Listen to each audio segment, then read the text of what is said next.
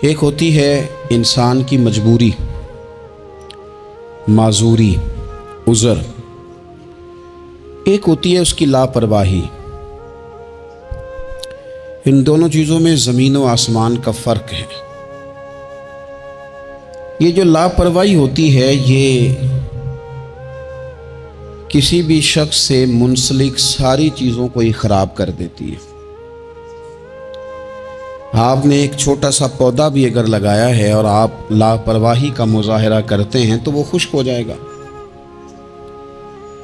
تیجے مالی جیندے ہون تو پھر بوٹے سوکھ دے نہیں۔ اگر آپ اس کی پرواہ کرتے ہیں، اس پر توجہ دیتے ہیں تو اس کی نشو و نما ہوگی، وہ آگے بڑھے گا، وہ ترقی کرے گا، وہ ایک تناور درخت بن جائے گا۔ جس چیز کی بھی آپ پرواہ نہیں کرتے، آپ اپنی صحت کی ہی اگر پرواہ نہیں کرتے، آپ نے کبھی نہیں دیکھا کہ یہ کھانا جس ہوٹل سے میں کھا رہا ہوں یہ کوئی معیاری ہے یا بالکل غیر معیاری ہے، آپ نے کبھی پرواہ نہیں کی کہ مجھے کوئی اپنی خوراک کا وقت مقرر کرنا چاہیے اور مرتب طریقے سے مجھے غذا لینی چاہیے، تو آپ بیمار ہو جائیں گے۔ لاپرواہی آپ کسی چیز کی بھی کریں، غفلت آپ کسی چیز پر بھی کریں، بات کو شخص آپ کو سمجھا رہا ہوتا ہے، آپ کو گھر والے کوئی بات کہہ رہے ہوتے ہیں، لیکن چونکہ آپ غیر حاضر ہیں، لاپرواہی سے سن رہے ہیں، غفلت سے سن رہے ہیں، تو آپ کو پوچھنا پڑتا ہے کیا کہا تھا آپ نے؟ کیوں بھلا یہ ہوتا ہے کہ آپ غفلت میں تھے۔ یہ جو غفلت ہے نا، غفلت یہ بڑی نقصان دہ چیز ہے۔ یہ انسان سے تعلق رکھنے والی ہر چیز کا برا حال کر دیتی ہے۔ ہم نہ تو اب کمزور ہیں، نہ ان پڑھ ہیں، نہ چھوٹے ہیں، نہ جدید دور کے تقاضوں سے ہم نا آشنا ہیں۔ کسی شخص سے بھی آپ گفتگو کریں گے تو اللہ کے فضل سے وہ ڈھیر ساری چیزوں کا ادراک رکھتا ہے، سمجھ رکھتا ہے، شعور رکھتا ہے۔ وہ آپ کے ساتھ جب گفتگو کرتا ہے تو محسوس ہوتا ہے کہ وہ ساری چیزوں کو سمجھ رہا ہے، خطرات سے بھی آگاہ ہے، خوشخبریوں سے بھی آگاہ ہے، آنے والے وقت میں کون سی چیزیں نقصان کا باعث بن رہی ہیں اور کون سے پھول خوشبو دینے جا رہے ہیں، وہ سب چیزوں کو جانتا ہے۔ لیکن اس کے باوجود جو اتنی زیادہ کمزوری امت میں آ گئی ہے، اس قدر زیادہ ٹوٹ پھوٹ کا جو ہم شکار ہیں، تو زیادہ تر مسئلہ ہماری لاپرواہیوں کا ہے۔ ہم غفلتوں کا شکار ہیں۔ غفلت ایک خوفناک چیز کا نام ہے۔ یعنی جو بندہ پرواہ نہیں کرتا، توجہ نہیں دیتا، خیال نہیں کرتا اپنی ذمہ داریوں کا، وہ شخص فساد کا باعث بنتا ہے، وہ نقصان کرتا ہے، وہ اذیت ناک حد تک چیزوں کو لے جاتا ہے۔ آپ کو بہرحال پرواہ کرنی پڑتی ہے۔ یہ جس دور میں میں اور آپ ہیں نا، یہ لہو و لعب کا دور ہے، کھیل تماشے کا۔ کھیل تماشا ہمیشہ انسان کو لاپرواہ کر دیتا ہے۔ آپ دیکھ لیں، کل تک کھیل تماشا کسی گراؤنڈ میں جا کر کسی آلے کے ساتھ کھیلا جاتا تھا، وقت نکال کے لوگ جاتے تھے، کچھ دیر کے لیے ان کا ذہن تقسیم ہوتا تھا، گھر لوٹتے تھے، اپنی ڈیوٹی کرتے تھے۔ اب کھیل تماشے ہماری جیبوں میں آ گئے۔ چھوٹا آدمی، بڑا آدمی، اس سے بڑا آدمی، وہ سب اس کھیل تماشے میں مبتلا ہیں، اور وہ مذاق کی کیفیت اتنی دور چلی گئی ہے، میں بڑی معذرت کے ساتھ یہ بات عرض کرنے لگا ہوں کہ بعض اوقات بڑے بھی اس چیز کا شکار ہو کر اس طرح کی بات کرتے ہیں کہ چھوٹے ادھر ادھر دیکھ رہے ہوتے ہیں کہ کیا اس کو یہ بات کرنی چاہیے تھی، لیکن چونکہ ساری رات ساری صبح لگ ہی اس کھیل تماشے میں گئی ہے، لہو و لعب میں گئی ہے، مزاج بن گیا ہے، قوم سنجیدہ نہیں رہی۔ آپ کسی شخص سے بھی بات کر رہے ہوتے ہیں تو وہ چاہتا ہے کہ کچھ دیر میں گپ شپ کروں، کھیل تماشا کروں، شغل مغل کروں، میں گزر جاؤں۔ سنجیدگی فکر، مزاج کا ٹھہراؤ۔ اور درویشوں نے تو شکوہ کیا ہے کہ عمر بیت گئی، لوگوں کی عمر بیت گئی، ہڈیاں کمبن، گوڈے کھڑکن، اڑ گیا لک تیرا۔ اجے بھی گناہ تو باز نامے، واہ واہ مرد دلیرا۔ میاں صاحب کہنے لگے یہاں تک تو پہنچ گیا ہے کہ ہڈیاں کمبن اور تیرے گوڈے کھڑکن تے اڑ گیا لک تیرا، اجے بھی گناہ تو باز نامے، او واہ واہ مرد دلیرا۔ وہ تو اتنا دلیر ہو گیا کہ جب تجھے چاہیے تھا کہ اب ہی تیرے ہاتھ میں استغفار کی تسبیح آتی، اب ہی تجھے سجدے کا ذوق ہوتا۔ ہم اتنے زیادہ غفلت کا شکار ہیں، آپ یقین کریں۔ دیکھو، معافی ہوتی ہے عذر کی، معافی ہوتی ہے معذوری کی، غفلتوں کی معافی۔ جب ہم اسکول میں پڑھتے تھے، مدرسے میں پڑھتے تھے، تو جس بچے کا پتہ چل جاتا تھا نا یہ بیمار تھا، اسے مار نہیں پڑتی تھی۔ جس کا پتہ چل جاتا تھا نا کہ اس کے گھر میں کوئی پریشانی آ گئی تھی، اسے مار نہیں پڑتی تھی۔ غصہ دلانے والی بات یہ ہوتی تھی کہ گھر والے کہتے تھے کہ ہم نے تو بھیجا تھا، صبح تیار کر کے بیگ دے کے اس کو روانہ کیا تھا، اور جب پتہ چلتا تھا نا کہ یہ آیا نہیں، وہاں بیٹھ کر وقت گزارا، وہاں بیٹھ کر وقت گزارا۔ اب یہ وہ مسئلہ تھا کہ استاد اس پر یوں ہوتا تھا کہ جس طرح وہ پورے جلال میں آ گئے۔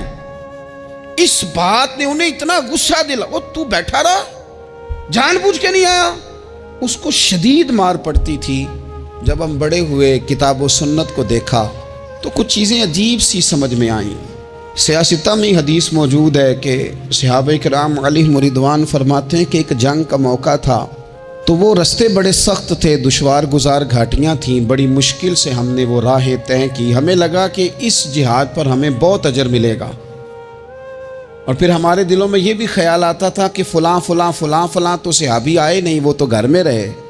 اللہ کے محبوب صلی اللہ تعالیٰ علیہ وسلم نے ہمارے ان خیالات کو بھانپا اور کریم فرمانے لگے تمہیں اس جہاد پر بڑا اجر ملے گا، لیکن یاد رکھنا تمہارے کچھ بھائی ہیں جو گھروں میں بیٹھے ہیں، مجبوریوں نے، آزمائشوں نے، پریشانیوں نے، عذر نے انہیں آنے نہیں دیا۔ جتنا تمہیں صبر کر کے، مشقت جھیل کے، سفر کر کے جہاد کا ثواب ملے گا، اتنا ہی انہیں گھر بیٹھے بیٹھے بھی ثواب ملے گا۔ آئے نہیں، یہ کس بندے کا معاملہ ہے جو عذر والا ہے؟ اور اگر کسی کے اجتہاد میں غفلت ہو گئی، حضرت کعب بن مالک رضی اللہ تعالیٰ، یہ بھی صحیح بخاری میں، کل چلا جاؤں گا، حضور تو جہاد پہ چلے گئے لیکن اجتہاد میں غفلت ہو گئی، کل چلا جاؤں گا، پرسوں جاؤں گا، ترسوں، فرماتے میں جا ہی نہیں سکا، حضور واپس آ گئے۔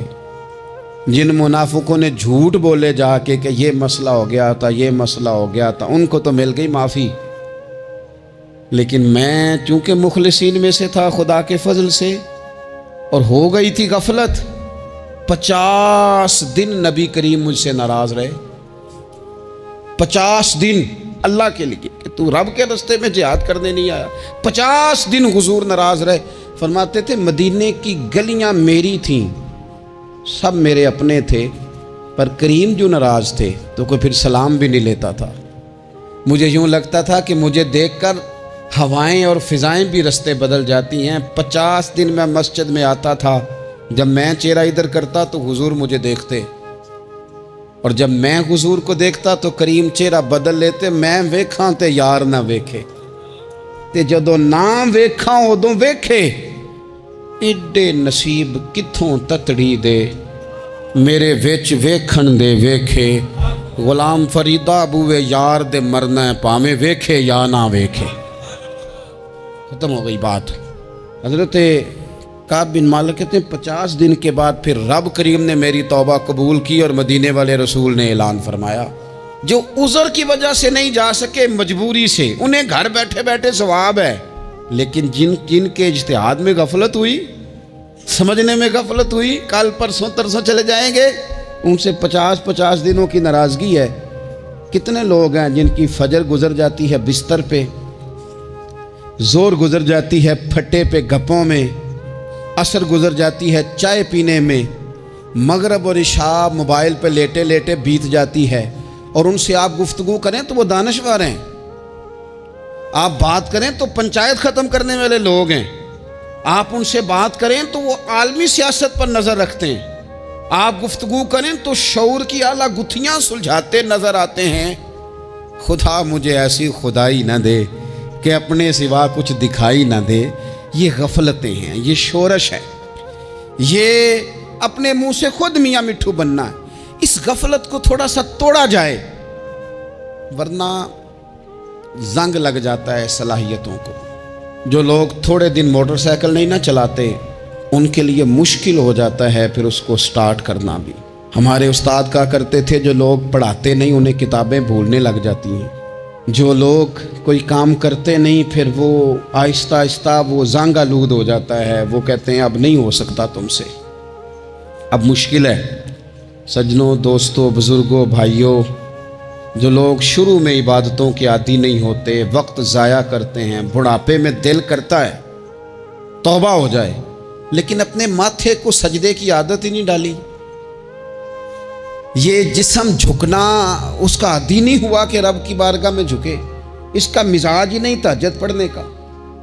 سارا کچھ ہو جاتا ہے. میں نے سیاست کرنے والے، پنچایت ختم کرنے والے، چودراہٹ کرنے والے، وزاداری رکھنے والے راتوں کو تہجد پڑھتے بھی دیکھے ہیں. میں نے قرآن پاک سے پیار کرتے دیکھے ہیں. میں گواہ ہوں بہت سارے لوگوں کا. یہ کام ہو جاتا ہے. شرط یہ ہے کہ بندہ اپنی غفلت کی پٹی تھوڑی دیر کے لیے کھولے. دوسری بات یہ کہ ہم خوش فہمیوں میں بڑا زندہ ہیں، بڑا زندہ ہیں، بڑا اوہو، یعنی 2 4 5. کچھ لوگ کہتے ہیں اللہ کریم بڑا ہے. اللہ اگر کریم بڑا ہے نا میرے بھائی تو نبی پاک صلی اللہ علیہ وسلم نے فرمایا وہ بڑا بیوقوف ہے جو خدا کی رحمت کی امید بھی رکھے اور اللہ کو ناراض بھی کرے. تو بیوقوف بندہ ہے. اگر وہ کریم ہے تو پھر تو محبت میں ہی اس کی بات مان. بات تو پھر بھی نہیں مان رہا. کچھ لوگ کہتے ہیں نبی پاک صلی اللہ تعالیٰ علیہ وآلہ وسلم شفاعت کریں گے. بھئی ہمارا تو سہارا ہی اس بات پہ ہے، حضور سفارش کریں گے. پر نبی پاک نے درجنوں جگہوں کہا ہے جو میرے طریقے پہ نہ چلے فلیس منا، مجھ سے نہیں. حضور نے فرمایا جو بڑے کی توقیر نہ کرے، چھوٹے پہ رحم نہ کرے، وہ مجھ سے نہیں. فرمایا جو ملاوٹ کرے وہ ہم میں سے. تو یہ حدیثیں بھی تو یاد رکھو نا. شفاعت کی بات انکار نہیں، حضور گناہگاروں کی ہی کریں گے. لیکن یہ حضور نے جو ہمیں اسباق پڑھائے یہ کس لیے پڑھائے؟ یہ بھی تو ہماری سمجھ کے لیے ہے نا. یہ ساری چیزیں ہم نے غفلت بنا کے اپنے اوپر اوڑھ لی. اور پھر سب سے بڑی بات یہ،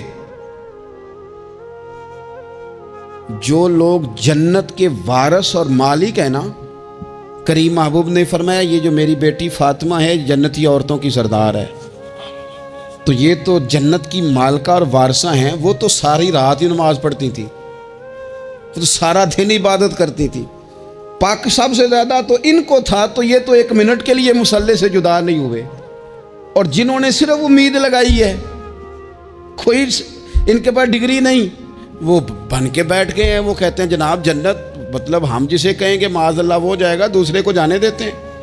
اپنی زندگی میں خوش فہمیاں نہ لائیں. یہ غفلت پیدا کرتی ہیں. غفلت بڑی خطرناک چیز کا نام ہے. جب بندہ غافل ہو جاتا ہے. میں آپ سے ایک بات عرض کروں. حضرت عبداللہ ابن مسعود فرماتے ہیں کہ مومن رائی کے دانے کے برابر غلطی ہو جائے تو اسے لگتا ہے میرے سر پہ پہاڑ کھڑا ہے. اور فرمایا جو منافق ہوتا ہے نا وہ پہاڑ کے برابر گناہ کر کے کہتا ہے بات ہی کوئی نہیں، فلانا بھی کرتا ہے، یہ بھی کرتا ہے، ساری دنیا کر رہی. یہ نفاق کی علامت ہے. اگرچہ بعض نے اسے نفاق عملی کہا، اعتقادی نہیں کہا. عزیز دوست، جب آپ چھوٹی گناہ چھوٹی غلطی کرتے ہیں تو پھر وہ چھوٹی چھوٹی غلطیاں پہاڑ بنتی ہیں، چھوٹی چھوٹی. وہ حضور نے فرمایا نا جب تو ایک گناہ کرتا ہے تو تیرے دل پہ ایک دھبا لگتا ہے، نہ توبہ کرے تو دوسرا لگتا ہے، نہ کرے تو تیسرا، پھر دل کالا سیاہ ہو جاتا ہے. چھوٹی چھوٹی غفلتیں بڑی غفلتوں کو جنم دیتی ہیں. چھوٹی چھوٹی کمزوریاں بڑی کمزوریوں کو لے کے آتی ہیں. اسی طرح بخاری مسلم میں حدیث ہے، نبی پاک صلی اللہ تعالیٰ علیہ وسلم نے فرمایا کچھ لوگ کھلم کھلا گناہ کریں گے قیامت کے قریب. اعلانیہ، یا رسول اللہ صلی اللہ علیہ وسلم وہ کس طرح؟ تو حضور فرماتے ہیں انہوں نے رات کو غلطی کی تھی، رب نے ان کی غلطی پر پردہ ڈال دیا. انہوں نے سویرے اٹھ کے خود لوگوں کو بتانا شروع کیا، اور دیکھا میں نے رات یہ کیا معاذ اللہ. فرمایا جب انہوں نے اللہ کے پردے کو کھولا تو پھر رب نے بھی ان کا پردہ کھول دیا. او میرے دوستو بتاؤ نا، جس کے رب پردے کھول دے پھر کون ہے جو اس کی پردہ داری کرے؟ کون ہے جو پردہ پوشی کرے؟ حضور فرماتے اس نے کلم کلا گناہ، فخر سے بتاتے ہیں لوگ یہ کرتا۔ میں بڑے ادب سے عرض کروں گا بزرگوں کی خدمت میں، جو بڑی عمر کے ہیں، جن کی اب اولادیں ہیں، اگر ان کی زندگی میں کچھ ایسی کمزوریاں ہیں تو بچوں کو سمجھانے کے لیے بھی اس کو ڈسکس نہ کریں۔ ہم یہ کرتے تھے، ہم یہ کرتے تھے، اس کا کوئی فائدہ نہیں، یہ ہم کر کے دیکھا ہے سارا کچھ۔ نہ نہ نہ نہ، جس طرح گناہ ہے اس طرح گناہ کا اظہار بھی گناہ ہے۔ آپ ڈبل جرم کر رہے ہیں، آپ دلیر کر رہے ہیں سامنے والے کو کہ تو بھی کر، خیر ہے۔ بلکہ ایک نوجوان مجھے ایک دفعہ کہنے لگا جی ابا جی کہتے ہیں میں نے 35 سال یہ کام کیا ہے، یہ سب غلط ہے۔ تو میں نے ابا جی سے کہا چلو 15 کو سال مجھے بھی کر لینے دو، پھر میں بھی توبہ کر لوں گا۔ یہ ہم لوگوں کو دعوت دے رہے ہیں کہ غلط کام کرو۔ قرآن مجید کو آپ دیکھیں گے نا سورہ یاسین کے اندر، یہ بھلا کفر کیوں ہوتا تھا، منافقت کیسے پیدا ہوتی تھی، بت پرستی کیسے عام ہوتی تھی، دنیا کے اندر ستارہ پرست، سورج پرست، چاند کی پوجا کرنے والے یہ لوگ کیسے پیدا ہوتے تھے؟ غفلت کی وجہ سے۔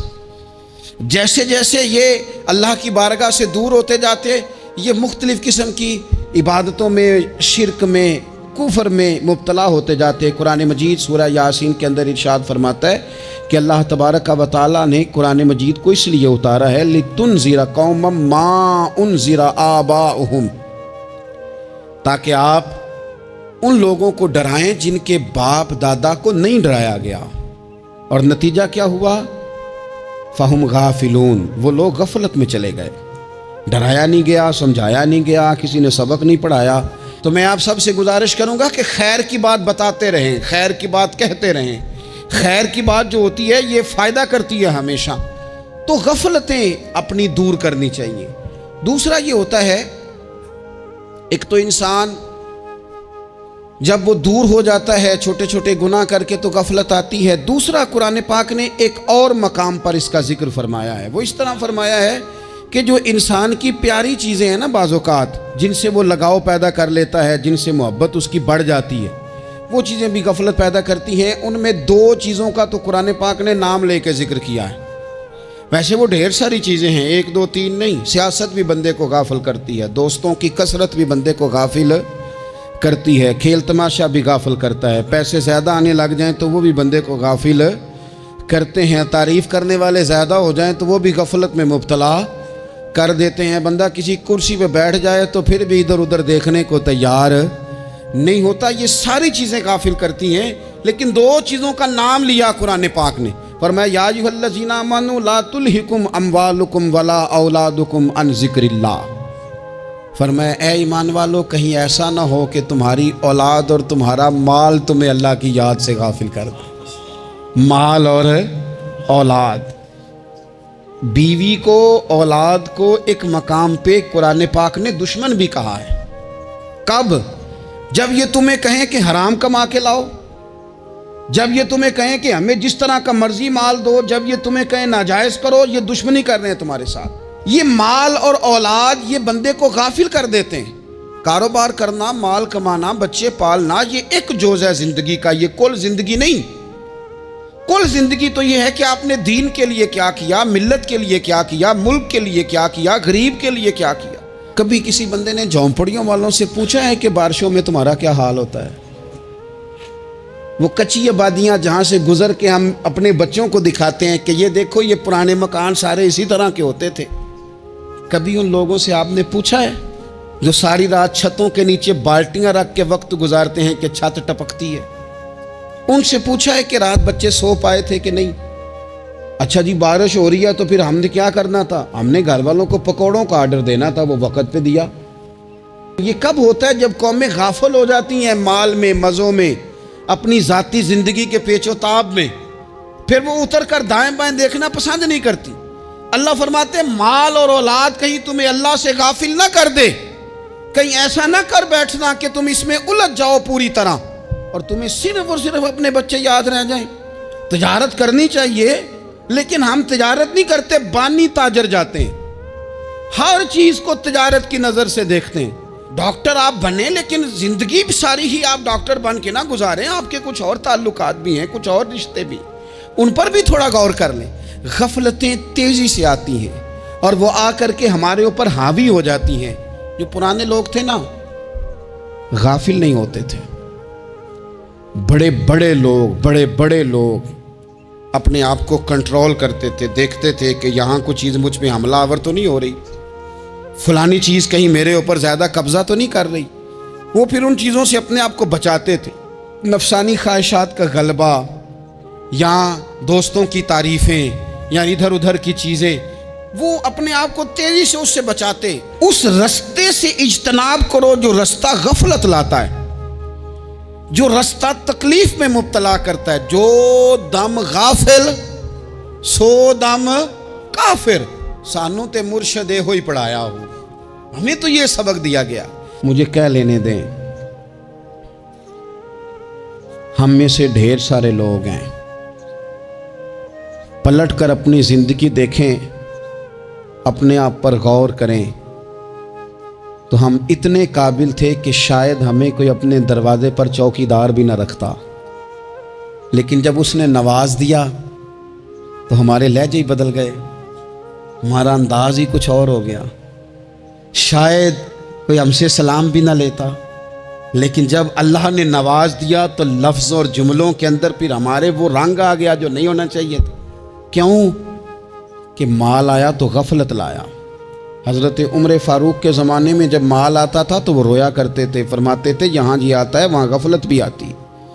اپنی زندگی سے غفلت کا پردہ اٹھائیں۔ سو رہے ہیں سارے جاگ جائیں، وقت تیزی سے گزر رہا ہے، بے قابو ہو گیا، ہم سے نہیں سنبھالا جاتا ٹائم، کب دن چڑھتا ہے کچھ پتہ نہیں چلتا، شام ہو جاتی ہے ڈھیروں کام رہ جاتے ہیں۔ کئی لوگ تھے جن کا ارادہ تھا کہ پرسوں سے میں نے مسجد آنا ہے، میں نے نیک ہو جانا ہے، وہ نہیں آئے، موت ہی آئی، حضرت اسرائیل ہی آئے۔ بڑا پیار کیا فلانے نے، او ہو جی، بڑا ہی رو رہے تھے اس کے بچے، پھر کیا قبر پہ بیٹھے رہتے ہیں سارا دن؟ پھر کیا کیا انہوں نے بچوں نے؟ کسی نے کہا میں نے ساتھ جانا ہے؟ نتیجہ کیا نکلا؟ پیار کس بات کا تھا؟ حضرت عبداللہ ابن مبارک کا آخری وقت تھا تو اماں رو رہی، بہن رو رہی، بھائی رو رہے ہیں، بیوی رو رہی، بچے رو رہے ہیں، آخری ٹائم ہے۔ تو اماں سے کہنے لگے روتی کیوں ہو؟ کہنے لگی پتر بیٹے تو اور بھی ہیں، پر جس طرح دوائی تو لا کے دیتا تھا کوئی بھی نہیں دیتا۔ فرمانے لگے بہنوں سے اور بھائیوں سے تم کیوں روتے ہو؟ کہنے لگے تو موجود تھا تو ہمیں کوئی ڈر نہیں تھا، ہر مشکل میں تو پہنچ جاتا تھا۔ بچوں کی طرف دیکھ کے کہو تم کیوں روتے ہو؟ وہ کہنے لگے ابا جی ابھی تو ہمارے بیاہ ہونے تھے اور آپ جا رہے ہیں۔ بیوی سے کہا تو وہ کہنے لگی بادشاہی تو تیرے سر پہ تھی، یہ بچے پوچھیں گے مجھے؟ تو حضرت عبداللہ ابن مبارک نے سر سجدے میں رکھا اور کہنے لگے مالک میں سمجھ رہا تھا یہ مجھے رو رہے ہیں، یہ تو اپنی ضرورتوں کو رو رہے ہیں، میرا خیال تھا کہ میرے جانے کا انہیں ڈر لگا ہوا۔ نہ ان سب کو تو اپنا اپنا مسئلہ ہے کہ میرا کیا بنے گا تو میرا کیا بنے گا تو میرا کیا بنے گا، پھر کھول کے روئے اور سب کی طرف دیکھ کے کہنے لگے اور تمہارا تو مسئلہ پیچھے حل ہو ہی جائے گا، اکٹھے بیٹھے ہو، میں سوچ رہا ہوں قبر میں جاؤں گا تو میرا کیا بنے گا۔ رب کی بارگاہ میں حاضر ہونا ہے، سوال جواب ہونے ہیں، حساب دینا ہے۔ وہ مجھ سے کڑے سوالات پوچھے گا تو کتنا لئی تو پاپ کمائے، دس نہ ان کتھے نہیں ہو تیرے کر دے، بلا ان کو تیرے حصے کا حساب۔ میرے عزیز غفلت کی بکل کھول دینی چاہیے، وہ دروازہ بند کریں جہاں سے غفلت آتی ہے۔ خدا را کوئی نہیں، آپ یقین کریں رسمی دعائیں رہ گئی ہیں، رسمی 2 موبائل ہاتھ میں پکڑے ہوتے ہیں، کل کے ٹائم پتر نے 2 موبائل اور 2 موبائل پکڑ کے وہ کہہ رہا ہوتا ہے مولوی صاحب بات دعا 5 منٹ اور لمبی کر دینا، دیگ میں ذرا دیر ہے۔ وہ تو ادھر بیٹھو، چھوڑ دیگ کو، تیرا تو باپ چلا گیا، رو بیٹھ کے مصلے پہ، مالک سے کہہ اسے معاف کر دے۔ اور تو آج ہی افسر بن گیا ہے، تیرے لہجے میں آج ہی کچھ اور آ گیا، تجھے تو 3 دن میں ہر شے بھول گئی، 3 دن میں ہی تو تیسرے دن اس طرح کے لفظ ادا کر رہا ہے کہ جن سے محسوس ہوتا ہے کوئی 2-4 دن بھی کوئی کہیں بیٹھ کے دعا کرتا ہے۔ اپنی غفلت کا دروازہ کھولیں، ورنہ اکثر آنکھیں تب کھلتی ہیں جب آنکھیں بند ہونے کا ٹائم آ جائے۔ ایک بات صرف اپنی زندگی میں طاری کر لیں، اس کو بھولے نہیں کبھی، اپنا حساب خود کریں۔ جس طرح ہم پیسے سارے دوستوں کے ساتھ ساری چیزیں ٹھیک ہیں، لیکن اگر ذاتی پیسے گننے ہوں تو وہ اندر سے لوگ دروازہ بند کر کے اپنے بال بچوں کے ساتھ گنتے ہیں، ان میں لوگوں کی شراکت داری پسند نہیں کرتے، چونکہ ذاتی مسئلہ ہے۔ اور ٹھیک ہے بات، بھئی کسی کا ذاتی مسئلہ ہے، وہ ٹھیک کر رہا ہے جو بھی کر رہا ہے۔ اس طرح جو ہمارے ذاتی معاملات ہیں نا، روحانی معاملات، اپنی نمازوں کا حساب کریں، اپنی گفتگو کا حساب کریں، اپنی سوچوں کا حساب کریں، حلال کھا رہے ہیں حرام کھا رہے ہیں خود حساب کریں، اکیلے بیٹھ کے حساب کریں، جان چھڑائیں تھوڑی دیر موبائل سے، تنہا بیٹھ کے تھوڑی دیر مراقبہ کریں، خدا کی نعمت کتنی ہے، جواب میں شکر ہمارا کتنا، اس کا حساب کریں، اپنا حساب کریں۔ اور حضرت عمر فاروق کا وہ جملہ یاد رکھیں، فرمایا کرتے تھے اپنا حساب کر لو اس سے پہلے کہ تمہارا حساب کیا جائے، یہ نہ ہو کہ پھر رب رسول حساب کریں اور تمہارے لیے مشکل ہو جائے۔ اپنا حساب کریں۔ زندگی کے معاملات میں جتنی غفلتیں ہیں، وہ مطلب میرے ابا جی کہا کرتے تھے پتر چھال مار کے نکلو بسترے چوں، تو وہ تھوڑا سا نا ایک دفعہ چھلانگ لگا کے باہر آئے، اور پہلا قطرہ ہی بننا ہوتا ہے بارش کا، اور کچھ بھی نہیں ہوتا، پہلا قطرہ بن جائیں، نکل آئیں، توڑ دیں وہ سارے بت جو ہمیں غفلت میں مبتلا کرتے ہیں۔ زندگی میں فیصلے جلدی کر لینے چاہیے، ہم فیصلے نہیں کر پاتے اور ٹائم ہمارے جانے کا آ جاتا ہے وقت۔ وہ ایک نوجوان نے ایک دفعہ لکھا تھا کہ میں نے اپنے گھر والوں سے کہا کہ اب میں نے داڑھی رکھنی ہے اور کچھ میں نے عبادات کی طرف سفر کرنا ہے، تو میری والدہ کہنے لگیں کہ پتر اجے ٹائم نہیں، تو کہتے ہیں میری اماں اسکول ٹیچر تھی، پڑھی لکھی تھی، میں نے کاغذ قلم لا کے والدہ کو دیا، میں نے کہا اماں مجھے آپ وہ ٹائم بتا دیں جو نیک ہونے کا ہے، میں پھر اس ٹائم ہی شروع کر لوں گا۔ تو کہتے ہیں میری اماں نے کاغذ قلم دیکھا اور میرا اندر کا جذبہ دیکھا تو ماں تھی نہ روئی پڑی، کہنے لگی پتر رکھ تو میں تیرے لیے دعا کروں گی،